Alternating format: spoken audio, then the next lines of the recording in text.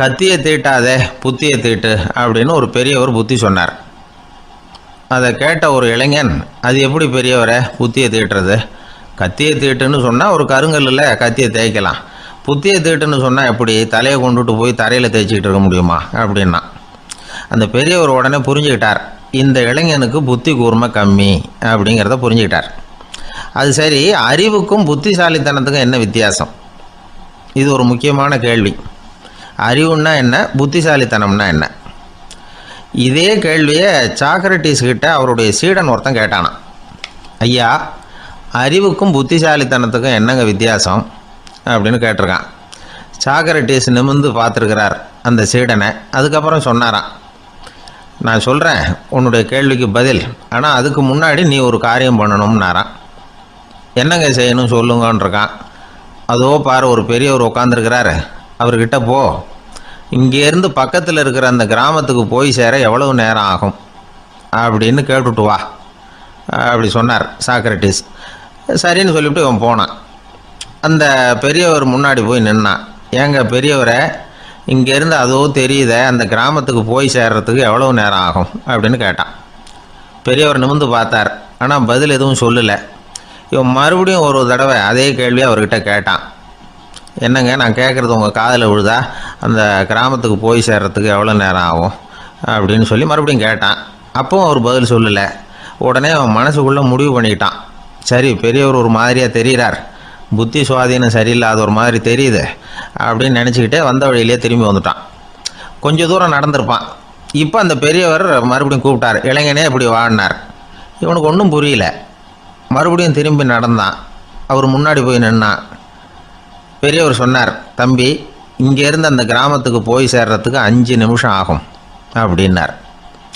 இப்போது அந்த இளைஞன் அந்த முதியவரை ஒரு மாதிரியாக பார்க்க ஆரம்பித்தான். அதுக்கப்புறம் கொஞ்சம் யோசித்தான். பிறகு அவர்கிட்டே கேட்டுட்டான், ஏங்க பெரியவரை, இதே பதிலை அப்போவே என்கிட்ட சொல்லியிருக்கலாமே, என்னை திரும்பி போன்னு சொல்லிவிட்டு பாதி தூரம் போனதுக்கப்புறம் மறுபடியும் கூப்பிட்டு அதுக்கப்புறம் இப்படி சொல்கிறீங்களே, இது நியாயமா அப்படின்னா. பெரியவர் சிரித்தார். அதுக்கப்புறம் சொன்னார், ஏன்பா, நீ எவ்வளவு வேகமாக நடக்கிறேங்கிறத பார்க்காம நீ கிராமத்துக்கு போய் சேர வேண்டிய நேரத்தை எப்படி என்னால் சொல்ல முடியும்? அதனால தான் உன்னை கொஞ்சம் தூரம் நடக்க விட்டு உன்னுடைய நடையின் வேகம், அந்த கிராமம் இருக்கிற தூரம் ரெண்டையும் கணக்கு போட்டு அதுக்கப்புறம் நேரத்தை சொன்னேன்னார். சீடன் வந்து தலை குனிந்தான். அப்படியே திரும்பி வந்து சாக்ரட்டிஸ் முன்னாடி நின்னான். சாக்ரட்டிஸ் இப்போ சொல்கிறார், தம்பி, அதுக்கு பேர் தான் புத்திசாலித்தனம். இந்த அறிவு கூர்மை வந்து எல்லா இளைஞர்களுக்கும் வரணும் அப்படிங்கிறதுக்காகத்தான் கத்தியை தீட்டாத புத்தியை தீட்டு அப்படின்னு பெரியவங்கள்லாம் சொல்லிகிட்டு இருக்கிறாங்க. புத்தியை தீட்டுறவங்கெல்லாம் வாழ்க்கையில் அறிவாளியாகிறாங்க, தீட்டாதவங்க கோமாளியாகிறாங்க. இதுதான் இன்றைக்கி நடக்கிறது. அதனால் அறிவு கூர்மைங்கிறது வேற. இந்த காலத்து ஆசாமி ஒருத்தர் இன்னொருத்தரை பார்த்து கேட்டார், ஏங்க, ஒரு விமானம் இங்கேருந்து புறப்பட்டு 2 மணி நேரத்தில் மதுரைக்கு போய் சேருது. நல்லா கவனிங்க, ஒரு விமானம் இங்கேருந்து புறப்பட்டு 2 மணி நேரத்தில் மதுரைக்கு போய் சேருது அப்படின்னா என்னோடய வயசு என்னன்னு கேட்டார். இவர் கேட்குறதுல ஏதாவது அர்த்தம் இருக்கா? அதாவது இங்கேருந்து புறப்பட்டு 2 மணி நேரம் ஆகுது மதுரைக்கு போகிறதுக்கு, அப்படின்னா என் வயசு என்னன்னு கேட்குறாரு. இதை கேட்ட உடனே அவர் பதில் சொன்னார், அப்படின்னா உங்களோட வயசு 20 அப்படின்னார். எப்படிங்க அவ்வளவு கரெக்டாக சொன்னீங்க அப்படின்னு கேட்டார். வேறு ஒன்றும் இல்லை, எங்கள் பக்கத்து வீட்டில் ஒரு முழு பைத்தியம் இருக்குது, அதோட வயசு 40, அப்படின்னா உன் வயசு 20 தான் இருக்கணும் அப்படின்னார். அரை பைத்தியம்னு முடிவு பண்ணிக்கிட்டார். அதனால் வாழ்க்கையில் அறிவு கூர்மைங்கிறது ரொம்ப அவசியம். அந்த புத்திசாலித்தனம் இருக்கிறவங்க வாழ்க்கையில் வெற்றி பெறுவது நிச்சயம். சாலை ஓரமாக அழுதுகிட்டு உட்காந்துருந்தான். பிச்சை எடுத்து சாப்பிட்ற ஒருத்தன் அந்த பக்கமாக வந்தான். இவனை பார்த்தான். ஏன் அழுதுகிட்டு உட்காந்துருக்கிற, என்னாச்சு உனக்கு அப்படின்னு கேட்டான். அதுக்கு இவன் சொன்னான், என்கிட்ட ஒன்றுமே இல்லை, நான் இந்த உலகத்தில் இருந்து என்ன பிரயோஜனம், அதனால தான் அழுதுகிட்டு இருக்கிறேன் அப்படின்னா. உன்கிட்ட மறைஞ்சிருக்கிற புதையல் என் கண்ணுக்கு நல்லா தெரியுது, அது உனக்கு புரியல, அதனால தான் அழுதுகிட்டு இருக்கிற அப்படின்னா. என்னது, புதையல் இருக்குதா, உன் கண்ணுக்கு தெரியுதா அப்படின்னு கேட்டான். ஆமாம், எனக்கு தெரியுது. அந்த புதையலை நீ விற்கிறதுக்கு தயாராக இருக்கிறியா அப்படின்னு கேட்டான் இவன். இதை கேட்டதும் அந்த இளைஞனுக்கு ரொம்ப ஆச்சரியமாக போச்சு. என்னது இப்படி கேட்குறானே அப்படின்னு. என்கிட்ட ஒரு காசு கூட இல்லையே, அப்படி இருக்கிறப்போ புதையல் எங்கேருந்து வந்தது அப்படின்னா. இந்த நேரத்தில் அந்த பிச்சைக்காரன் சிரித்தான். இப்படி தான் இந்த உலகத்தில் எல்லோரும் சொல்லிகிட்டு இருக்கிறாங்க, என்கிட்ட ஒன்றுமே இல்லைன்னு சொல்லி. ஆனால் அவங்கக்கிட்ட தான் புதையல் இருக்குது. நீ வேணும்னா என் கூட வா, நம்ம நாட்டு அரசர்கிட்ட போவோம். உங்ககிட்ட இருக்கிற புதையலை அவர் நல்ல விலைக்கு எடுத்துக்குவார் அப்படின்னா. அது எப்படி உனக்கு தெரியும்னா, இதுக்கு முன்னாடியும் இது மாதிரி பல பேரை நான் ராஜா கிட்ட அழைச்சிட்டு போயிருக்கிறேன். அதனால தான் உன்னை பார்த்தேன், உன்னையும் கூப்பிட்றேன். நீ சரின்னு சொன்னால் உன்னை அழைச்சிட்டு போகிறேன். உங்ககிட்ட இருக்கிற புதையலை அவர் நல்ல விலை கொடுத்து எடுத்துக்குவார் அப்படின்னு சொன்னான். இவன் இப்படி சொல்கிறது அந்த இளைஞனுக்கு ஒன்றுமே புரியல. இது என்னது இந்த ஆள் இப்படி சொல்லிகிட்டு இருக்கிறான், நம்மக்கிட்ட என்ன இருக்குது, அதுவும் இல்லாமல் இவனே பிச்சை எடுத்து சாப்பிட்டுக்கிட்டு இருக்கிறான், இவன் போய் நம்மளை ராஜா கிட்ட அழைச்சிட்டு போகிறேங்கிறானே என்ன அப்படின்னு சொல்லி அவன் யோசனை பண்ணான். என்ன யோசிக்கிற, உனக்கு பணம் வேணும்னா என்னோட வா அப்படின்னா. இளைஞன் ஒரு முடிவுக்கு வந்தான். சரி, இங்கேயே உட்காந்துக்கிட்டு இருக்கிறத விட அங்கேயாவது போய் பார்ப்போமே, இங்கே அழுதுட்டு உட்காந்துருக்கிறதுல என்ன பிரயோஜனம், ஏதோ கூப்பிட்றான் போய் பார்த்துட்டு வருவோமே அப்படின்னு சொல்லி அவன் கூட புறப்பட்டான். பிச்சைக்காரன் முன்னாடி போயிட்டே இருக்கிறான், இந்த இளைஞன் பின்னாடி நடந்து போயிட்டுருக்கான். 2 பேரும் அரண்மனையை நோக்கி போகிறாங்க. பாதி வழி போயிருப்பாங்க. வழியில் அந்த பிச்சைக்காரன் சொன்னான், இதை பாரு, முன்னாடியே சில விஷயங்களை நாம் பேசிக்க வேண்டியிருக்கு. சரியாக தெளிவாக முடிவு எடுத்துக்கிட்டு அதுக்கப்புறம் ராஜாக்கிட்ட போகணும். ஏன்னா அங்கே போய் அது முடியாது இது முடியாதுன்னு நாம் நமக்குள்ளே சண்டை போட்டுக்கிட்டு இருக்க முடியாது. ராஜாவுக்கு விலையை பற்றி கவலையே இல்லை, எவ்வளவு சொன்னாலும் நமக்கு பணம் கிடச்சிரும். ஆனால் அதுக்கப்புறம் நான் இதை விற்கிறதுக்கு தயாராக இல்லைன்னு சொல்லிடக்கூடாது. அதனால் புதையலை விற்கிறதா இல்லையாங்கிறத இங்கேயே தெளிவாக முடிவு செஞ்சுக்கணும். இல்லைன்னா ராஜா கிட்ட போய் அங்கே போய் குழப்பிக்கிட்டு இருக்க முடியாது அப்படின்னு சொன்னான். இளைஞனுக்கு ஒன்றுமே புரியல. என்ன சொல்கிற நீ, என்கிட்டயா புதையலா, எங்கே இருக்குது அப்படின்னு சொல்லி குழம்பி போனான். இப்போ அந்த பிச்சைக்காரன் சொன்னான், இதை பாரு, இப்போ உதாரணத்துக்கு உன்னுடைய கண்களை எடுத்துக்கோ, அதுக்கு நீ என்ன விலை கேட்டுற போகிற? நான் அதுக்கு ராஜா கிட்டே இருந்து ஒரு 50,000 ரூபா வாங்கி தர முடியும். உன்னுடைய இருதயத்தை கொடுக்குறியா, 20 லட்சம் ரூபா வாங்கி தரேன். மூளையை கொடுக்குறியா, 30 லட்சம் வாங்கி தரேன். என்ன சொல்கிற அப்படின்னு சொல்லி இந்த பிச்சைக்காரன் பேசிக்கிட்டே போகிறான். இளைஞனுக்கு கோபம் வந்துட்டுது. என்ன உளர்ற, உனக்கு என்ன பைத்தியமா? கண்ணையும் மூளையையும் இருதயத்தையுமா விற்பாங்க? என்ன விலை கொடுத்தாலும் அதையெல்லாம் நான் விற்கிறதுக்கு தயாராக இல்லை, நான் விற்க மாட்டேன். அதை கொடுத்துட்டு நான் என்ன பண்ணுறது? இப்படி நான் மட்டும் இல்லை, யாருமே இதை விற்கிறதுக்கு தயாராக இருக்க மாட்டாங்க அப்படின்னு சொன்னான் அந்த இளைஞன். இவன் இப்படி சொன்னதும் அந்த பிச்சைக்காரன் வாய் விட்டு சிரிக்க ஆரம்பிச்சுட்டான். இப்போ பைத்தியமானது நானா நீயா? லட்சக்கணக்கான கோடிக்கணக்கான ரூபாய் பொறுமானம் உள்ள பொருள்களை உங்ககிட்டயே வச்சுக்கிட்டு விற்க முடியாதுன்னு சொல்கிற நீ தான் ஏழை. என்கிட்ட ஒன்றுமே இல்லைன்னு மரத்தடியில் உட்காந்து அழுதுகிட்டு இருக்கிறியே அப்படின்னு சொன்னான். இன்றைக்கி பார்த்திங்கன்னா பல பேர் தன்கிட்ட புதைஞ்சிருக்கிற ஆற்றலை புரிஞ்சிக்க முடியாமல் அவதிப்பட்டுக்கிட்டு இருக்கிறாங்க. நம்மக்கிட்ட என்ன இருக்குங்கிறது அவங்களுக்கு தெரியறதில்ல. அதனால தான் என்கிட்ட ஒன்றுமே இல்லைன்னு சொல்லி அழுதுகிட்டு இருக்கிறாங்க. இதை விளங்க வைக்கிறதுக்கு பெரியவங்க சொல்கிற கதை இது. நம்மக்கிட்ட இருக்கிற புதையலை நாம் தான் தோண்டி எடுக்கணும். உண்மையான புதையலுங்கிறது உள்ளே இருக்குது, ஆனால் அதை வெளியில் தேடுற ஆசாமிகள் தான் அதிகம். சராசரி மனித இயல்பு அப்படி. நம்மக்கிட்ட விலை மதிக்க முடியாத பகுத்தறிவு இருக்குது, அதை வச்சுக்கிட்டு வாழ்க்கையில் முன்னேறத்துக்கு முயற்சி பண்ணணும். என்கிட்ட ஒன்றுமே இல்லைன்னு நினச்சி ஓரமாக உட்காந்துடக்கூடாது. முயற்சி செஞ்சால் முடியாத காரியம் எதுவுமே இல்லை. ஒரு ரயில்வே ஸ்டேஷன் பக்கம் வெளியில் ஒரு டாக்ஸி நின்றுட்டு இருந்தது. அந்த பக்கமாக வந்த ஒருத்தர் டாக்ஸி டிரைவரை பார்த்து சொன்னார், ஐயா, உங்கள் வண்டியில் பின் சீட்டில் ஒரு மணி பர்ஸு கிடக்கு, யாரோ மறந்து விட்டுட்டு போயிருக்கிறாங்க அப்படின்னார். இல்லை அது காலி பர்ஸு தான், நான் தான் அதை அங்கே போட்டு வச்சுருக்கிறேன்னார் டிரைவர். ஏன்னு கேட்டார் அவர். இதுக்கு டிரைவர் சொன்னார், அதை பார்க்குற யாராவது அதை எடுத்துக்கலாம்ங்கிற ஆசையிலையாவது சவாரிக்கு வருவாங்க, அதுக்காக தான் போட்டு வச்சுருக்கிறேன் அப்படின்னார். ஒரே ஒரு ஊரில் ஒரு ராஜா இருந்தார். அவர் பேரில் மக்களுக்கு ரொம்ப மரியாதை. அவ்வளவு நல்லா ஆட்சி புரிஞ்சுக்கிட்டு வந்தார். அவருக்கு வயசாகிட்டுது. அதனால் ஒரு நாள் அமைச்சரை கூப்பிட்டார். இதை பாருங்கள், எனக்கு வயசாகிட்டுது, அதனால் இந்த அரச பொறுப்பையெல்லாம் நீங்கள் ஏற்றுக்குங்க அப்படின்னார். அதுக்கப்புறம் ராணியை கூப்பிட்டார். வா, நாம் இனிமேல் இங்கே இருக்க வேணாம், காட்டுக்கு போய் தவம் பண்ணலாம் அப்படின்னு கூப்பிட்டார். இந்த செய்தி மக்களுக்கு அறிவிக்கப்பட்டது. மக்கள் உடனே கூட்டம் கூட்டமாக அரண்மனைக்கு வர ஆரம்பிச்சுட்டாங்க. மன்னரை போய் பார்க்குறாங்க. அரசே, தாங்கள் எங்களுக்கு தந்தை மாதிரி. நீங்கள் காட்டுக்கு போயிட்டால் நாங்கள்லாம் இங்கே எப்படி இருக்க முடியும்? எங்களுக்கெல்லாம் எந்த துன்பமும் இல்லாமல் பார்த்துக்கிட்டு வர்றீங்க. இது மாதிரியான ஒரு அரசாட்சி இல்லைன்னா மக்கள் வாழ்ந்து என்ன பயன் அப்படின்னாங்க.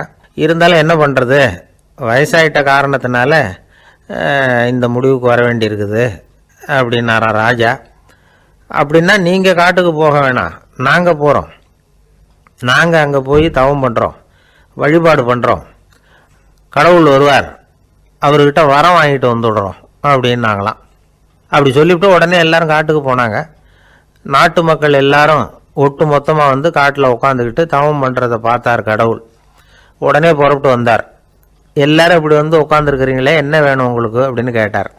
உடனே மக்கள் எல்லாரும் ஒரு குரலில் சொன்னாங்க, சுவாமி, எங்கள் மன்னன் ரொம்ப நாளைக்கு நல்லபடியாக இருக்கணும். அவர் மகிழ்ச்சியாகவும் உடல் நலத்தோடும் இருந்தால் தான் நாங்கள் அமைதியாக வாழ முடியும் அப்படின்னாங்க. சரி, அதுக்கு என்ன செய்யணும் அப்படின்னார் ஆண்டவன். எங்கள் மன்னருக்கு இன்னும் ஒரு 100 வருஷம் ஆயுளை கொடுங்க அப்படின்னாங்க. அவ்வளவு தானே, சரி அப்படியே ஆகட்டும் அப்படின்னு சொல்லிவிட்டு ஆண்டவன் போயிட்டார். மக்கள் மகிழ்ச்சியோடு திரும்பி வந்தாங்க. மன்னா, கடவுள் வரம் கொடுத்துட்டார், நீங்கள் 100 வருஷம் வாழ போகிறீங்க அப்படின்னாங்க. இதை கேட்டதும் ராணி ராஜாவை வணங்கி, நான் தவம் செய்ய போகிறேன் அப்படின்னு புறப்பட்டாங்க. உடனே மக்கள் என்ன நினச்சாங்க தெரியுமா? ஐயோ, நாம் ராஜாவுக்கு மட்டும்தானே நீண்ட ஆயுள் வேணும்னு வரம் வாங்கினோம், ராணிக்கு வாங்கலையே, அதுதான் கோபத்தில் புறப்பட்டாங்க போல இருக்கு அப்படின்னு நினச்சி வருத்தப்பட்டாங்க. ஆனால் ராணி நினச்சது அது இல்லை. ராணி போய் தவம் பண்ணாங்க, கடவுள் காட்சி கொடுத்தார். இவங்க கேட்குறாங்க, சுவாமி, ராஜாவுக்கு மட்டும் 100 வருஷம் ஆயுள்னு வரம் கொடுத்துட்டீங்க, அப்படின்னா குடிமக்களும் 100 வருஷம் இருக்கணும்.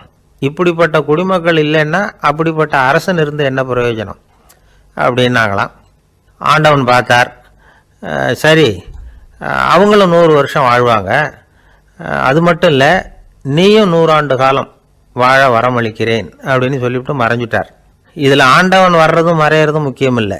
இதில் கவனிக்க வேண்டியது ஆள்கிறவனின் விசாலமானம், குடிமக்களின் விசாலமானம், ஆள்கிறவன் மனைவியினுடைய விசாலமானம்.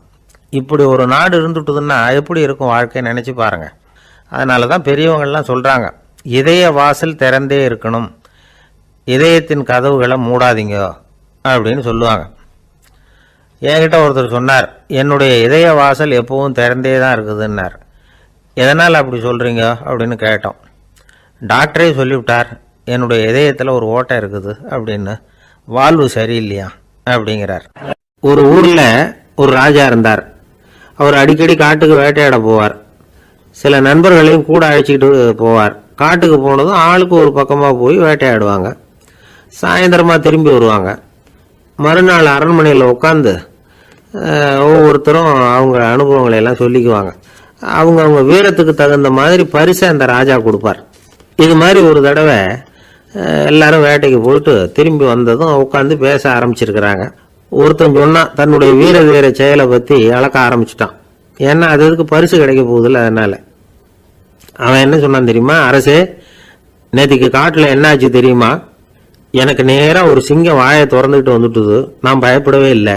உடனே ஒரு கல்லை எடுத்து குறி பார்த்து வீசினேன். சிங்கத்து வாய்க்குள்ளே போய் அந்த கல் மாட்டிக்கிட்டுது. அவ்வளவுதான். அந்த சிங்கம் என்னை பார்த்துட்டு பயந்துட்டு ஒரே ஓட்டமாக திரும்பி ஓடி போயிட்டுது அப்படின்னா. ஆஹா பலே அப்படின்னு எல்லாரும் கை தட்டினாங்க. 2வது ஆள் ஒருத்தன் எழுந்திரிச்சான். அவன் சொல்ல ஆரம்பித்தான், அரசே, நான் போன வழியில் 2 பெரிய மலைப்பாம்பு கிடந்தது, என்னை மூங்கிறதுக்கு வந்தது. நான் என்ன பண்ணேன் தெரியுமா? அந்த 2 பாம்போட வாலையும் ஒன்றா சேர்த்து முடிச்சு போட்டுட்டேன். அவ்வளவுதான். அது அங்கே இழுக்க இது இங்கே இழுக்க முடிச்சு நல்லா இறுகி போட்டுது அப்படின்றான். ஆஹா அற்புதம்னு சொல்லி எல்லாரும் கை தட்டினாங்களாம். அடுத்தபடியாக 3வது ஆள் ஒருத்தன் வந்தான். அவன் சொல்ல ஆரம்பித்தான், மன்னா, நான் போன பாதையில் குறுக்க ஒரு ஆறு, அதில் இறங்கி குளித்தேன். யாரோ காலை பிடிச்சி இழுக்கிறது மாதிரி இருந்தது. திரும்பி பார்த்தா ஒரு பெரிய முதலை. நான் உடனே அப்படியே ஒரு துள்ளல் துள்ளி அது முதுகில் போய் உக்காந்துக்கிட்டேன். அதை அப்படியே கரைக்கு நீந்த வச்சேன். கரைக்கு வந்து சேர்ந்ததும் அப்படியே ஒரே துள்ளி குதித்து கரைக்கு வந்துட்டேன் அப்படின்றான். அவன் தன்னுடைய வீரத்தை அப்படி சொல்லியிருக்கான். அடடா எப்பேற்பட்ட வீரம் அப்படின்னு எல்லாரும் கை தட்டினாங்களாம். 4வது ஆள் எழுந்திரிச்சான். மண்ணா, நான் போன இடத்துல ஒரு கரடி வந்து என்னை துரத்த ஆரம்பிச்சுட்டுது. நான் ஒரு மலை உச்சிக்கு வந்துட்டேன். அதுக்கப்புறம் ஒரு அடி எடுத்து வச்சாலும் அதில் பாதாளத்தில் விழ வேண்டியது தான். அந்த நேரம் பார்த்து ஒரு பெரிய ராட்சச கழுகு அந்த பக்கமாக பறந்து வந்தது. நான் உடனே அப்படியே உயர எழும்பி அந்த கழுகோட காலை பிடிச்சிக்கிட்டேன்.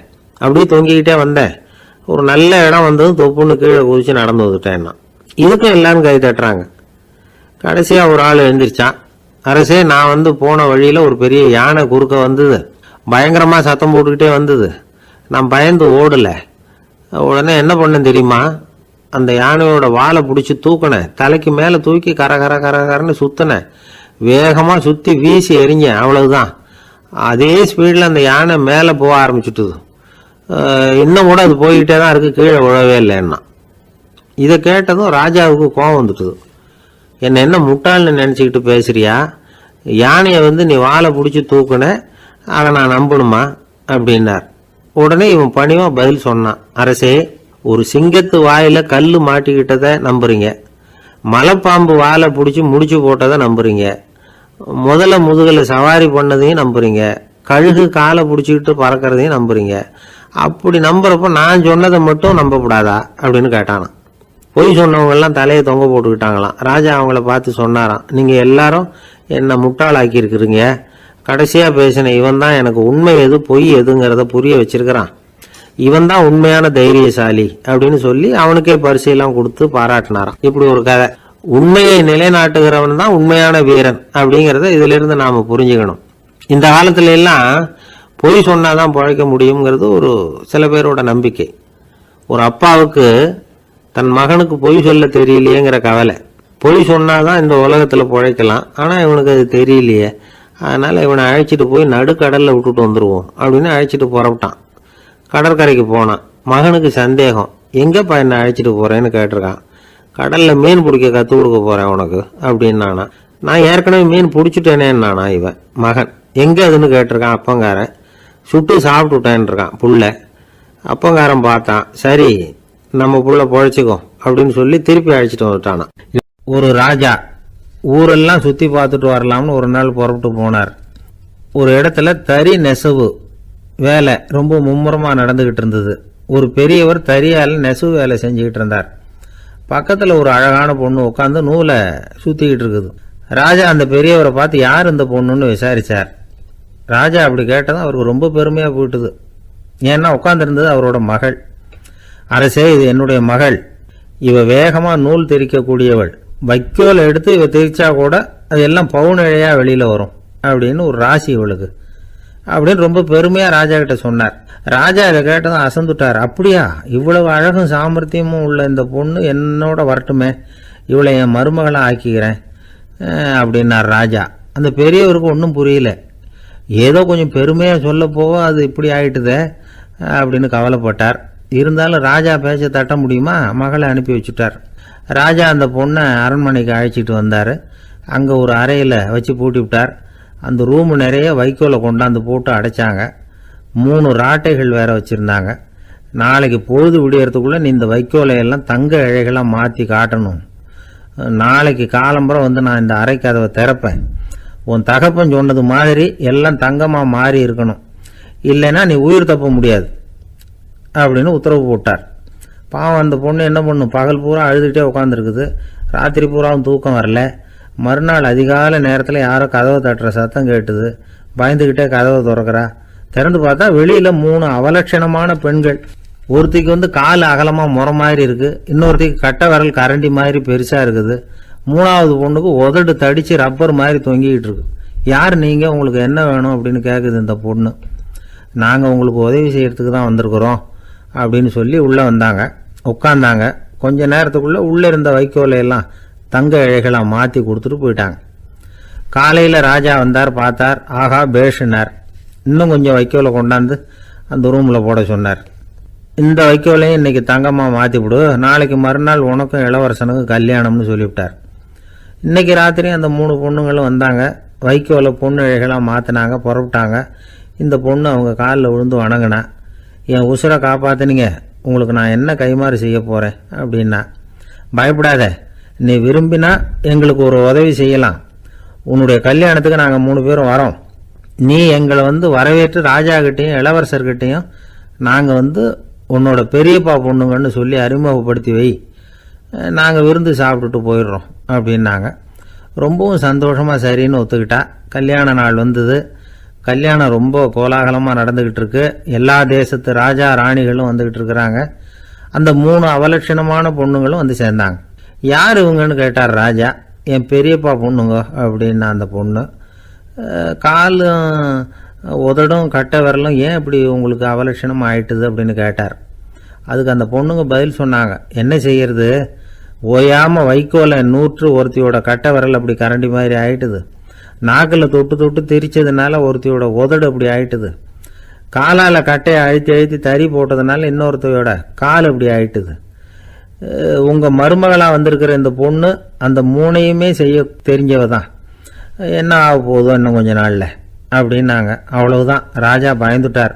அம்மா, இன்னையிலேருந்து நீ இளவரசனின் மனைவி. நீ எப்பவும் அழகாக இருக்கணும். அதனால் நீ இனிமேல் வைக்கோலை திரிக்கவே கூடாது அப்படின்னு உத்தரவு போட்டார். அவளை இக்கட்டான சூழ்நிலையிலிருந்து காப்பாற்றின அந்த 3 பொண்ணுங்களும் சந்தோஷமாக திரும்பி போயிட்டாங்களாம். சுவாமி சின்மயானந்தர் இந்த கதையை சொல்லியிருக்கிறார். தன்னலம் மறந்து சுயலாபத்தை தியாகம் செய்கிறது வைக்கோல்ல இருந்து தங்க இழைய நூக்கிறது மாதிரி அப்படிங்கிறார் அவர். அது இருக்கட்டும், இப்போ நம்ம கதைக்கு வருவோம். ஒரு ராஜா தன்னோட மகனுக்கு சுயவரம் நடத்தினார். எல்லா தேசத்திலிருந்தும் ராஜகுமாரர்கள் வந்திருந்தாங்க. ராஜகுமாரியை கல்யாணம் பண்ணிக்கலாம்ங்கிற ஆசையில் சுயம்பர மண்டபத்திலேருந்து எல்லா ராஜகுமாரர்களும் அலறி அடிச்சுக்கிட்டு வெளியில் ஓடி வந்துக்கிட்டு இருக்கிறாங்களாம். ஏன் அப்படி எல்லாரும் மிரண்டு போய் ஓடி வர்றாங்கன்னு கேட்டார் ஒருத்தர். அதுக்கு இன்னொருத்தர் விவரம் சொன்னார். ராஜகுமாரியை இன்னைக்கு தான் அவங்க நேரில் பார்த்தாங்களாம், அதுதான் அப்படி ஓடி வந்துக்கிட்டு இருக்கிறாங்க அப்படின்னார். அளவுக்கு மிஞ்சினால் அமிர்தமும் நஞ்சு அப்படின்னு சொல்லுவாங்க. அது உண்மைதான். ஒருத்தருக்கு அளவுக்கு மீறிய புகழ் வந்துட்டுதுன்னு வச்சுங்க, அது கூட ஆபத்தா போயிடுறது உண்டு. பழங்காலத்துல எல்லாம் கிரேக்க தேசத்துல ஒரு பழக்கம் உண்டாம். அதாவது யாராவது ஒருத்தரை நாடு கடத்தணும்னா அதுக்கு ஒரு வழி உண்டு. அதாவது ஒருத்தரை நாடு கடத்தணும்னு மக்கள் விரும்புறாங்கன்னு வச்சுங்களேன், அவர் பேரை ஒரு மண்பாண்ட ஓட்டுச்சில்லில் எழுதி அதை ஒரு குறிப்பிட்ட பொது இடத்துல போட்டுற வேண்டியது, அவ்வளவுதான். இது மாதிரி பல பேர் போட்டுக்கிட்டே இருப்பாங்க. எல்லாம் அப்படியே குவிஞ்சு போயிடும். அந்த ஓட்டாஞ்சில்லு குவியலில் யாருடைய பேர் அதிகமாக இருக்குதோ அந்த நபரை ஒரு 10 ஆண்டுகள் நாடு கடத்தி விடுவாங்க. இது அந்த ஊர் வழக்கமாக. ஒரு நாள் அந்த குவியலுக்கு பக்கத்தில் ஒரு ஆள் நின்றுக்கிட்டு இருக்கிறான். அவன் கையில் ஒரு ஓட்டாஞ்சில்லு வச்சிருக்கிறான். அதில் யாரோட பேரையோ எழுதணும், எழுதி அந்த இடத்துல போடணுங்கிறது அவன் ஆசை. ஆனால் அவன் படிக்காதவன், அதனால் எழுத தெரியல. யாராவது அந்த வழியாக வர்றாங்களான்னு பார்த்துக்கிட்டே நின்றுக்கிட்டு இருந்தான். ஒரு பெரியவர் வந்துக்கிட்டு இருந்தார். அவர்கிட்ட ஓடினான். கையில் இருந்த மண்பாண்ட சில்லை கொடுத்தான். ஐயா, இதில் ஒரு பேர் எழுதி கொடுங்களேன்னா அந்த பெரியவர் அதை வாங்கி கையில் வச்சுக்கிட்டு என்ன பேர் எழுதணும் சொல்லு அப்படின்னா இவன் சொன்னான், அரிஸ்டைடிஸ் அப்படின்னு எழுதுங்க அப்படின்னா. இதை கேட்டதும் அந்த பெரியவருக்கு அதிர்ச்சி. ஏன்னா அவர் தான் அரிஸ்டைடிஸ், தத்துவ மேதை அரிஸ்டைடிஸ் அவர். இருந்தாலும் நான் தான் அதுங்கிறத காட்டிக்காம அந்த ஆளுகிட்ட கேட்டார். அது சரிப்பா, அரிஸ்டைடிஸ்ங்கிற பேரை எழுத சொல்ற, அவர் உனக்கு என்ன கெடுதல் பண்ணார், அவர் பேரை இதில் எழுத சொல்றிய அப்படின்னு கேட்டிருக்கார். அதுக்கு இவன் சொன்னானா, அவர் எனக்கு எந்த கெடுதலும் பண்ணல, அவரை நான் பார்த்தது கூட இல்லை அப்படின்னு இருக்கான். அப்புறம் எதுக்காக அவரை நாடு கடத்தணும்னு நீ ஆசைப்படுற அப்படின்னு கேட்டிருக்கார். இப்போ அந்த ஆள் சொல்கிறான், அரிஸ்டைடஸை பற்றி எல்லாரும் பேசுகிறாங்க, அவர் ரொம்ப நல்லவர், அவர் ஒரு பெரிய அறிவாளிங்கிறாங்க, அவர் ஒரு பெரிய வள்ளல் பேரறிஞர், இப்படி எல்லாரும் சொல்கிறத கேட்டு கேட்டு எனக்கு ரொம்ப அழுத்து போயிட்டுது, அதனால தான் வெறுப்பாயிட்டேன் அப்படின்னு நானும். இதிலேருந்து என்ன தெரியுது, நாம் நல்லவனாக இருக்கிறதுல ஒன்றும் இடைஞ்சல் இல்லை. ஆனால் நம்மளை நல்லவன் நல்லவன் எல்லாரும் சொல்ல ஆரம்பிச்சிட்டாங்கன்னு வச்சுக்கோங்க, அப்போ இடைஞ்சல் ஆரம்பம்னு அர்த்தம். எதுவுமே அளவுக்கு மிஞ்சி போகாமல் பார்த்துக்க வேண்டியது ரொம்ப அவசியம். அளவுக்கு அதிகமாக ஆசைப்படாதவங்களில் ஆப்ரஹாம் லிங்கனும் ஒருத்தரான். அவர் ஒரு தடவை தன்னுடைய நண்பர்கள்கிட்ட பேசிக்கிட்டு இருந்தாராம். ஒருத்தர் கேட்டிருக்கார், ஒரு மனுஷனுக்கு கால்கள் எவ்வளோ உயரம் இருக்கணும் அப்படின்னு கேட்டாராம். இதுக்கு ஆப்ரஹாம் லிங்கன் சொன்னாராம், அது என்ன இடுப்புலேருந்து தரையை தொடுற அளவுக்கு உயரம் இருந்தால் போதும் அப்படின்னாராம். காசி மாநகரத்தை பிரம்மதத்தன் அப்படிங்கிற ராஜா ஆட்சி பண்ணிட்டு வந்தார். அவர் ஒவ்வொரு வருஷமும் ஒரு திருவிழா நடத்துறது வழக்கம். எல்லா தேசத்திலிருந்தும் எல்லா வகையான ஜனங்களும் அதில் வந்து கலந்துக்குவாங்க. ஒரு சமயம் அது மாதிரி விழா நடந்துக்கிட்டு இருந்தது. வைகுண்டத்திலிருந்து தேவலோகத்திலிருந்து நிறைய தேவகுமாரர்கள்லாம் காசி நகருக்கு அப்போது வந்திருந்தாங்க. அதில் முக்கியமாக ஒரு 4 தேவகுமாரர்கள், அந்த 4 பேரையும் சுற்றி ஏகப்பட்ட கூட்டம். அப்படி என்ன விசேஷம் அவங்கக்கிட்ட அப்படின்னா, மற்றவங்களை விட அவங்க முகம் அழகாக இருந்ததா அப்படி பார்த்தா அப்படியும் இல்லை. அவங்க அணிஞ்சிருந்த மலர் மாலைகள் தான் அதுக்கு காரணமாக. அந்த மலர்கள்லேருந்து அப்படி ஒரு அபூர்வமான நறுமணம். இதுக்கு முன்னாடி இப்படி ஒரு நறுமணத்தை அந்த ஊர் ஜனங்க அனுபவிச்சதே இல்லை. அதுதான் அந்த 4 பேரையும் சுற்றி கூட்டம். எல்லாரும் கேள்வி கேட்க ஆரம்பித்தாங்க. உடனே அந்த 4 தேவகுமாரர்களும் எல்லாருக்கும் தெரியும்படியாக வானத்தில் எழும்பி கொஞ்சம் உயரமாக நின்றுக்கிட்டாங்க. கீழே நின்றுக்கிட்டு இருந்த அரசன்லேருந்து ஆண்டி வரைக்கும் ஒருத்தர் பாக்கி இல்லாமல் ஒரே குரலில் எல்லாரும் அவங்கள பார்த்து, எங்களுக்கும் இது மாதிரி மாலையை போட்டுக்கணும்னு ஆசையாக இருக்குது, அதுக்கு நீங்கள் தான் அருள் பண்ணணும் அப்படின்னு கேட்டுக்கிட்டாங்க. மாலை போட்டுக்கிறதுனா எல்லாருக்கும் ஆசையாக தானே இருக்கும். அந்த 4 தேவகுமாரர்களில் ஒருத்தர் புத்தர் பிரான். அவர் சொன்னார், பூலோகவாசிகளே, நான் சொல்கிறத கொஞ்சம் பொறுமையாக கேளுங்க. கக்காரு அப்படிங்கிற கற்பக விருட்சத்தின் மலர்களால் தொடுக்கப்பட்டது இந்த மாலை. இதுக்கு நிறைய சக்தி உண்டு. எந்த காலமும் இது வாடாது, வாசனையும் குறையாது. ஆனால் இதை அணிந்து கொள்றதுக்கு சில தகுதிகள் தேவை அப்படின்னார். என்ன தகுதி அது சொல்லுங்களேன் அப்படின்னு ஏக காலத்தில் எல்லாரும் சத்தம் போட்டாங்க. தீய இயல்புகள் உள்ளவங்க, இழிந்த சிந்தனை, இழிந்த செயல் உள்ளவங்க இந்த மாலையை அணிய முடியாது அப்படின்னார். அவ்வளோதான். கூட்டத்தில் சத்தம் போட்டவங்கள்லாம் மெதுவாக அப்படி அடங்க ஆரம்பிச்சிட்டாங்க. இன்னொரு தேவகுமாரன் சொன்னார், அடுத்தவங்க பொருளை அபகரிக்காதவன், அடுத்தவங்களுக்கு கெடுதல் பண்ணக்கூடிய பொய் பேசாதவன், பேராசையினால் கெட்ட வழியில் பொருள் ஈட்ட நினைக்காதவன் இந்த மாலையை போட்டுக்கலாம் அப்படின்னார். கூட்டத்திலிருந்து யாரும் முன்னுக்கு வரல. ஒரே ஒரு ராஜகுரு மட்டும் கொஞ்சம் முன்னாடி வந்தார். பெரியவர், படித்தவர். அவர், எனக்கு தகுதி இருக்குது அந்த மாலையை போட்டுக்கிறதுக்கு அப்படின்னார். வேற ஒன்றும் இல்லை, பொய் சொல்லியாவது அந்த மாலையை வாங்கிக்குவோமே அப்படின்னு முடிவு பண்ணிட்டார் அவர். அவ்வளோதான், மாலையை வாங்கிட்டார். அடுத்த தேவகுமாரன் பேசினார். யாருக்கு திடமான அறிவும் மனமும் இருக்குதோ, யாருக்கு நல்ல காரியங்களில் அசையாத ஈடுபாடு இருக்குதோ, நல்ல அரிய பொருள்களை தனியாக தான் மட்டும் அனுபவிக்க விரும்பாதவர் யாரோ அவர் முன்னாடி வந்து இந்த மாலையை வாங்கிக்கலாம் அப்படின்னார். அந்த தகுதியும் எனக்கு இருக்குன்னார் ராஜகுரு. மாலையை வாங்கி போட்டுக்கிட்டார். இன்னொரு ராஜகுமாரன் பேச ஆரம்பித்தார். அறநெறியில் செல்வம் சேர்க்கணும், ஆடம்பர பொருள்களுக்கு அடிமையாகக்கூடாது, வெற்றி அடைஞ்சாலும் கர்வம் வரக்கூடாது, அப்படிப்பட்டவங்க இந்த மாலையை போட்டுக்கலாம்னார். துணிஞ்சு பொய் சொல்லி அதையும் வாங்கி கழுத்தில் போட்டுக்கிட்டார் இந்த ராஜகுரு. இன்னொரு ராஜகுமாரன் சொன்னார், சான்றோர்களை நிந்திக்காதவங்க, புறம் பேசாதவங்க இந்த மாலையை போட்டுக்கலாம்னார். அதையும் வாங்கி போட்டுக்கிட்டார். திருவிழா முடிஞ்சுது, எல்லாரும் திரும்பி போயிட்டாங்க. மறுநாள் ராஜகுரு 4 மாலைகளையும் போட்டுக்கிட்டு ராஜசபைக்கு வரார். வந்தவர் ரொம்ப அவஸ்தையோடு வர்றார். மாலையெல்லாம் வாடி போயிட்டுது, வாசனை எதுவும் கிடையாது. அது மட்டும் இல்லை, அவருக்கு கடுமையான தலைவலி வேற வந்துட்டுது. துடிச்சு போயிட்டார். மாலையை கழட்டவும் முடியல. ஜனங்கள்லாம் அவரை பார்த்து சிரிக்க ஆரம்பிச்சிட்டாங்க. என்னத்துக்கு ஆசைப்படணும், ஏன் இப்படி கஷ்டப்படணும் அப்படின்னு. ராஜா பார்த்தார். மறுபடியும் விழாவுக்கு ஏற்பாடு பண்ணினார். தேவகுமாரர்கள்லாம் வந்தாங்க. ராஜகுரு வந்தார். மக்கள் முன்னிலையில் அவங்க காலில் விழுந்தார், மன்னிப்பு கேட்டுக்கிட்டார். இந்த மாலையை போட்டுக்கிற தகுதி எனக்கு இல்லை. தகுதி இல்லாத ஒருத்தன் தகாத தகுதியை பொய் மூலம் பெறணும்னு ஆசைப்படுறாங்களே, அவங்களுக்கெல்லாம் என்னுடைய தண்டனை ஒரு எச்சரிக்கையாக இருக்கட்டும்னார். அதுக்கப்புறம் தேவகுமாரர்கள் அவர் கழுத்தில் இருக்கிற மாலையை கழட்டினாங்களாம். அந்த மாலைகளும் பழையபடி மனம் கொடுக்க ஆரம்பிச்சுட்டு தான். இதுலேருந்து நாம் தெரிஞ்சுக்க வேண்டியது என்னென்னா, நமக்கு தகுதி இல்லாத ஒரு கௌரவம் நம்மக்கிட்ட தானாக வந்தால் கூட அதை தவிர்த்து விடுறது தான் நல்லது. அதுதான் புத்திசாலித்தனம். ஒருத்தர் வந்தார். சார், எங்கள் இலக்கிய மன்ற விழாவுக்கு நீங்கள் தலைமை தாங்கணும்னார். உடனே இவர் சொன்னார், பேச்சாளர், சார், இலக்கியத்தை பற்றி பேசுகிற தகுதி எனக்கு இல்லையே அப்படின்னார். உடனே அவர் கூப்பிட வந்தவர் சொன்னார், அந்த தகுதி உங்களுக்கு இல்லைங்கிறது எங்களுக்கும் தெரியும் சார், அதனால தான் உங்களை தலைமை தாங்க கூப்பிடுறேன் அப்படின்னார். அது சரி, தலைமைன்னா அதுக்கு இவர் என்னதான் அர்த்தம் பண்ணுறாருன்னு தெரியல.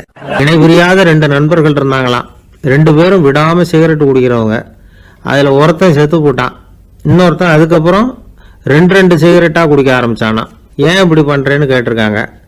நான் ஒரு சிகரெட்டு தான் குடிக்கிறேன், செத்து போன என்னுடைய ஃப்ரெண்டு இருக்கானே, செத்து போனவன், அவனுக்காக இன்னொரு சிகரெட்டு குடிக்கிறேன் அப்படின்னு நானா. இது ரொம்ப ஆபத்து, விட்டுடு அப்படின்னு சொல்லியிருக்காங்க. சரின்னு ஒத்துக்கிட்டான். ஆனால் அதுக்கப்புறமும் ஒரு சிகரெட் வீதமாக குடிச்சிக்கிட்டே இருந்தான். சிகரெட் பழக்கத்தை நீ இன்னும் விடலையான்னு கேட்டாங்களாம். அந்த பழக்கத்தை நான் எப்போ விட்டுட்டேன், இப்போ நான் குடிக்கிற